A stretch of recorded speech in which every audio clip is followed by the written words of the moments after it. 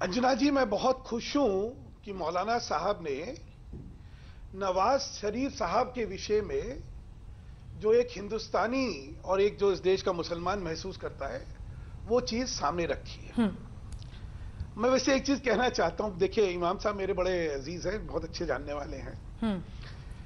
उनकी सार्थकता और वो कितना मुस्लिम समाज का प्रतिनिधित्व करते हैं, इस पे एक बहुत बड़ा प्रश्न चिन्ह है। अच्छा, देखिए वो क्या करना चाह रहे हैं। वो सिर्फ इससे एक सस्ती लोकप्रियता हासिल करने के लिए उन्होंने ये करा है। अच्छा। क्योंकि इस समय उनकी खुद की राजनीतिक और दूसरी सार्थकता जो है वो शून्य है। प्रश्न ये नहीं है कि उन्होंने किसको न्योता दिया है, माफ करिएगा अंजना जी, प्रश्न तो ये होना चाहिए कि उनके यहां आएगा कौन। देखिए सुधांशु मित्तल अपने घर में शादी करे और कहे मैंने ओबामा को दिया है न्योता, मैंने इसको दिया है, मैंने उसको दिया है, तो न्योता तो मेरे हाथ में, किसी को तो आएगा कौन मेरे न्योता को स्वीकार करने वाला। क्यों? क्योंकि आपकी प्रतिनिधित्व करने की क्षमता और सार्थकता और आपका क्या इस समय समाज में अस्तित्व है, ये सारी चीजें कितने मुसलमान शाही इमाम के पीछे हैं? आज हम ये डिबेट क्यों कर रहे हैं? कितने मुसलमान शाही इमाम के पीछे, इस पर एक अलग से बहस कर लेंगे। लेकिन जो इन्होंने एक सवाल पूछा था, इनका ये कहना था कि इतने महीने बीत गए हैं, इनको लगता है कि मुसलमानों के हक में अभी तक नरेंद्र मोदी ने ना कुछ कहा है ना किया है। उस पर आपका जवाब? देखिए ये प्रश्न जो है ना, ये प्रश्न धार्मिक मौके, कोई समारोह है उसके साथ जोड़ के जब आप उठाते हैं तो आप शायद हिंदुस्तान के मुसलमान के साथ जो है ज्यादती कर रहे हैं। अच्छा, ये वैसे ही इन्होंने अलगाववादियों को बुलाया, इन्होंने नवाज शरीफ को बुलाया, तो आप क्या एक छवि बनाना चाहते हैं? मित्तल साहब, नवाज शरीफ को तो नरेंद्र मोदी साहब ने भी बुलाया था अपने शपथ ग्रहण समारोह में। मैं खत्म कर लूं हुजूर, मैं खत्म कर लूं, फिर आप जो कहेंगे आप कहते रहिएगा, मैं खत्म कर लूं। हर एक चीज का एक परिपेक्ष होता है। आज के दिन जो हमारी और पाकिस्तान के अंदर जो स्थिति चल रही है, जिसमें कि रोज लड़ाई हमारी आपस में हो रही है, उसके संदर्भ में ये शायद इसके ऊपर प्रश्न चिन्ह लगता है। और आपने खुद ने कहा कि बुलाना गलत है, तो फिर मुझसे क्यों कह रहे? भैया आप ही खुद ही तो कह रहे कि बुलाना गलत था। क्यों आप कह रहे बुलाना गलत था? उसका कारण क्यों बताता हूं। हिंदुस्तान का मुसलमान हिंदुस्तान को अपनी सरजमी मानता है, वो देशभक्त है, वो पाकिस्तान की ओर नहीं देख रहा। ये जो सारे संदेश अहमद बुखारी साहब देने की कोशिश कर रहे हैं, इससे हिंदुस्तान का मुसलमान जो है कटघरे में नहीं खड़ा होने वाला। नरेंद्र मोदी साहब ने वादियों को बुलाऊंगा, नवाज शरीफ को बुला के कौन सा मैसेज दिया था? उससे पहले हमारे जवानों के सर काटे गए थे सरहद पर, उससे पहले बमबारी हो रही थी, उन्होंने कौन सा मैसेज दिया था? चर्चा क्या कर रहे हैं पहले हम चर्चा, आप क्यों कह रहे हैं कि गलत है? फिर अच्छा सुनिए, ये जो आप प्रश्न उठा रहे हैं, आप पहले ये बताइए कि फिर नवाज शरीफ का बुलाना अहमद बुखारी जी का क्यों गलत है, पहले ये बतला दीजिए, फिर बात करेंगे आगे। ये क्या बात हुई भाई? ऐसा ये दस्तरबंदी का एक धार्मिक कार्यक्रम है।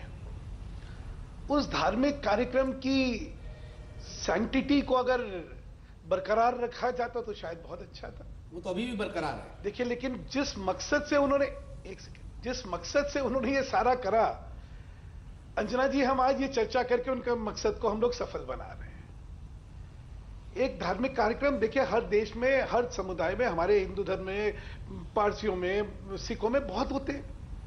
वो धार्मिक कार्यक्रम जो है वो चर्चा के विषय नहीं बनते, क्योंकि धर्म अपना है, राजनीति अपनी है, प्रशासन अपना है। लेकिन सार्थकता को अपनी बनाने के लिए एक, मैंने कहा ना, एक कुछ शगुफा ऐसा कर दो ताकि फिर एक बार सार्थकता बन जाए, एक बार चर्चा बन जाए। नहीं, लेकिन आज उन्होंने इसलिए ये करा। जो धार्मिक उत्सव है वो चर्चा का विषय नहीं है सुधांशु जी। जानबूझकर देश के प्रधानमंत्री का अपमान, वो मुद्दा है ना। मित्तल साहब, रजा साहब, आप लोगों का दुर्भाग्य ये है कि आप लोग संकेतवाद के आगे निकल ही नहीं पाए जिंदगी में। आप अगर कहते ना कि नौकरी का क्या हुआ मुसलमान की, अच्छा लगता। आप कहते मुसलमान की शिक्षा का क्या हुआ, अच्छा लगता। आप कहते कि उसके व्यवसाय का क्या हुआ, तो बहुत अच्छा लगता। कि आप मुसलमानों की चिंता कर रहे हैं, आप सिर्फ संकेतवाद में लगे रह रहे हैं। और यही संकेतवाद इतने साल की राजनीति को उसने इस दुर्दशा तक पहुंचा दिया मुसलमानों को। कृपा करके मेरा आपसे निवेदन है, आप बहुत देखिए, मैं तो आपकी बड़ी इज्जत इसलिए करता हूं, मैं आपको एक बहुत काबिल इंसान मानता हूं और मुसलमानों के बीच में आपने एक नई चेतना पैदा करने के लिए बहुत अच्छा काम करा है। इसलिए सिर्फ आपसे ये निवेदन कर रहा हूं मैं। देखिए, आज का अगर मुद्दा जो होता हिंदू मुसलमान होता या ये होता तो शायद कुछ और बात होती। आज तो बात थी कि नवाज शरीफ और मोदी जी की बात हो रही है। उसी के संदर्भ में बस ये आखिरी लाइन कह के मैं खत्म करना चाहता हूं कि देखिए, इस संकेतवाद ने कुछ नहीं दिया। पिछले 40-50 साल की राजनीति में आपने संकेतवाद ढूंढे, आपने नौकरी नहीं ढूंढी, आपने व्यवसाय नहीं ढूंढा, आपने शिक्षा नहीं ढूंढी। देखिए, ये करिए, इससे भला होने वाला। अब बात आ रही है, एक सेकंड, अब आपने बोल दिया, मैं खत्म कर लूं ना, उसके बाद जो आप मैं पहले खत्म कर लूं, उसके बाद जो आप खत्म ना करें। आपसे जो सवाल किया गया था उस जवाब को तो आप टाल गए। जहां तक सवाल नौकरियों का है, हमारे व्यवसाय का है, हमारी तरक्की का है, तो ये 65 साल इस मुल्क को आजाद हुए हो गया, हम जहां खड़े थे वहीं खड़े। किसी राजनीतिक दल से हिंदुस्तान के मुसलमानों ने कभी उम्मीद नहीं की अपने वतन के लिए मर मिटा और मर मिटेगा। किसी से उम्मीद नहीं की, चाहे वो कांग्रेस हो चाहे आप। मौलाना साहब, मैं कुछ नहीं कह सकता हूं। अरे तो उसका जवाब तो दीजिए कि क्यों उन्होंने ऐसा नहीं किया। आज अगर खत्म करने देंगे, अहमद बुखारी साहब ने दावत रखी, इतना तो होना चाहिए, आप में इतनी पेशेंस होनी चाहिए, आप में इतनी बड़ी पेशेंस होनी चाहिए कि मैं अपनी बात खत्म करूं, उसके बाद जो आपको बोलना बोलिए ना, मैं बीच में नहीं बोलता हूं। चलिए ठीक है, बोलिए। मेरा अब आपसे, मैं अंजना जी फिर आपसे कहना चाह रहा हूं कि इस सारा करने के पीछे मकसद क्या था। इस सारे पीछे में मकसद सिर्फ ये था कि खोई हुई सार्थकता को पाने के लिए एक कोई विवाद ऐसा एक पैदा करो कि फिर जो है लोकप्रियता, सस्ती लोकप्रियता मिल सके, फिर एक बार चर्चा में आ सके। इसके पीछे इससे ज्यादा कोई और उद्देश्य नहीं है। और सार्थकता इनकी क्यों खोई, ठीक है, मैं उस इलाके को बहुत अच्छी तरह जानता हूं। मैं वहां पे चुनाव में भी देखा है, जामा मस्जिद और चांदनी चौक, ये सारा मैं बहुत समझता हूं। और क्यों इनकी सार्थकता और लोकप्रियता खोई, क्योंकि राजनीति इन्होंने क्या करा, इन्होंने धर्म में जिस तरह की राजनीति करने की कोशिश करी वो इस देश के मुसलमान को स्वीकार्य नहीं है। और फिर मैं आज कहना चाहता हूं, इस देश का मुसलमान देशभक्त है, इस देश का मुसलमान हिंदुस्तान को किसी के सर्टिफिकेट की जरूरत नहीं। इस देश का मुसलमान ये कभी नहीं मान सकता। अगर पूरी हो गई हो, अगर पूरी हो गई हो तो मैं एक बात आपसे जानना चाहता हूं, क्यों मुजफ्फरनगर के दंगों के मुआवजे का ऐलान नहीं किया? क्यों भागलपुर के, मेरठ के और बरेली के और अलीगढ़ के दंगों के मुआवजे का ऐलान नहीं किया? कुछ तो संयम रखिए। सुधांशु जी, क्या संयम रखूं? अब बात खत्म कीजिए तो उनकी भी बात सुना जाए। मैं खत्म तो करूं। अरे भाई, मुझे खत्म तो करने दिए। अरे कब खत्म होगी आपकी बात? यहाँ चैनल का टाइम खत्म हो जाएगा, तब तक बात खत्म होगी। इस देश का मुसलमान कभी इस बात को स्वीकार ही नहीं कर सकता कि आप नवाज शरीफ जी को इस समय जो माहौल है, मैं पहले कह चुका हूं, मैं बुलाए इसको कोई नहीं। तो साहब, मैं कह रहा हूं, आपके कहने से क्या होता है, मैं अपनी बात तो रख लूं। नहीं, मैं आपसे ये जानना चाह रहा हूं, आपने जो व्यवसाय की बात की है या तरक्की पढ़ाई की बात की है, आज हमारे नरेंद्र मोदी जी ने 84 के दंगों के मुआवजे का ऐलान किया है। उनको 5-5 लाख रुपया 3,232 लोगों के लिए उन्होंने जो ऐलान किया है। हाँ। मैं एक बात आपसे समझना चाह रहा हूं कि क्यों मुजफ्फरनगर के दंगों का ऐलान नहीं किया उन्होंने? क्यों गुजरात के दंगों में जो लोग पीड़ित थे उनके मुआवजे का ऐलान नहीं किया? क्यों भागलपुर के दंगों में जो पीड़ित थे उनका ऐलान नहीं किया? क्यों अलीगढ़ में मारे गए लोगों का ऐलान नहीं किया? क्यों मुजफ्फरनगर दंगों का ऐलान नहीं किया? क्यों मेरठ के दंगों में मारे गए लोगों का ऐलान नहीं किया? मित्तल साहब बोलिए, मैं बता दूं। बहुत बड़ा मास्टर स्ट्रोक लगाया उन्होंने दिल्ली के इलेक्शन के लिए।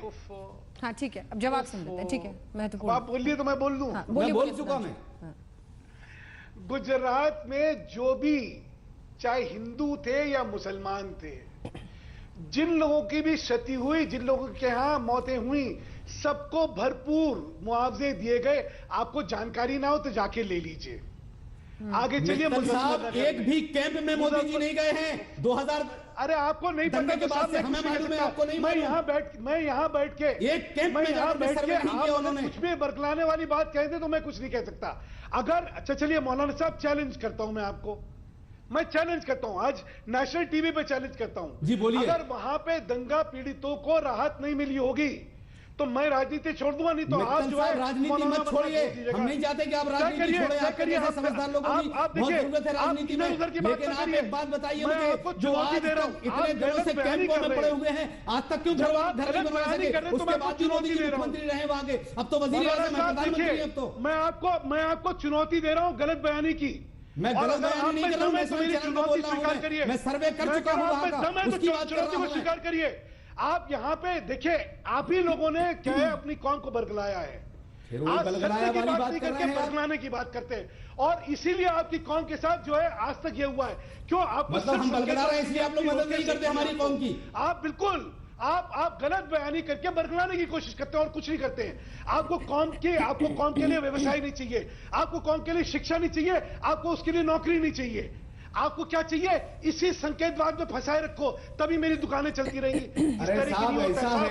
इस समय हिंदुस्तान का मुसलमान जो है बहुत समझदार है, और इसीलिए जो है आप लोगों की सार्थकता खत्म हुई है। आपके किसी जमाने में कहने पे वोटें इधर उधर होती थी। हमने कभी किसी से नहीं कहा है कि आप वोट दीजिए किसी को, हम वोटों की दलाली नहीं करते। आपको सबको ये पता है, मैंने आपको चुनौती दी। ना मैं किसी चुनाव में जाता हूँ किसी के लिए वोट मांगने के लिए।